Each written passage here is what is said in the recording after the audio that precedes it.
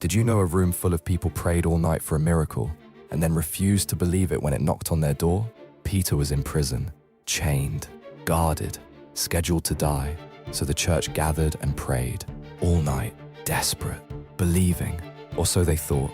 Then an angel walked Peter out of his cell. The chains fell off. The iron gate swung open on its own. He walked free into the dark streets of Jerusalem, and he went straight to the house where they were praying for him. He knocked. A servant girl named Rhoda came to the gate. She heard his voice, and she knew. She was so overwhelmed she forgot to open the door. She ran inside, screaming that Peter was standing outside, and the room full of praying believers told her she was wrong. They said it must be his ghost. They argued. They debated. Peter kept knocking. A servant girl with no title, no rank, and no seat at the table was the only one in that room whose faith was ready for the answer. Sometimes God answers the prayer before the room stops doubting.